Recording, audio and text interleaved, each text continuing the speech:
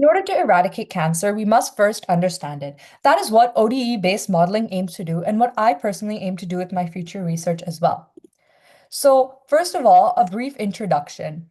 An ODE is a differential equation that is based on a single independent variable. They're very useful for modeling simple tumor growth. ODEs can also be extended into PDEs or partial differentials, which are dependent on more than one variable. These are very useful in drug development as they model fluid flow over time.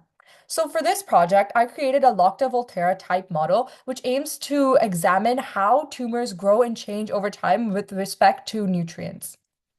So first, a Locke-Volterra model in and of itself is a model that is used primarily for ecological predator-prey type relationships, and it uses two differential equations, as you can see here to the right, where X is the prey population and Y is the predator population. So these equations can be further extended into 3D to represent three species in a relation with Z preying on X and Y preying on X. Now, this is a very simple linear relationship between each of these variables, and it makes a lot of different assumptions, as you can see over here. So my model is not exactly a Locked-Volterra model. However, it has many similarities with it, especially in the way that it's structured. So these equations are what I used in my model, where T1 and T2 are tumors that feed on nutrients N1 and N2 respectively. And you can see here exactly what each part of the equations represent.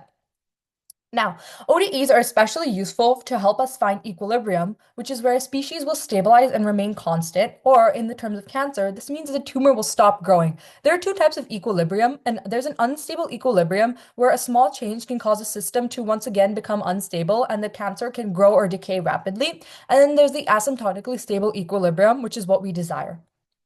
Now, in order to solve these ODEs, you have to set up a Jacobian matrix like you can see depicted over here and use partial derivatives to solve it. Solving these out by hand is a very tedious process, however, and it is much more beneficial to use computational modeling or coding in order to solve these, which is exactly what I did in my project, where I created code based on these four ODEs and used it to create these graphs that are interactive. And we can see how the tumor changes over time when I change the parameter of nutrient intake.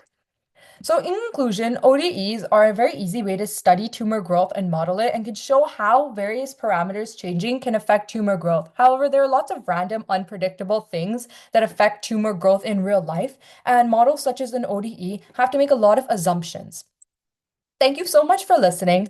And these are some of my resources, as well as my research papers and the math that I did, as well as the code, which is going to be linked in the bio.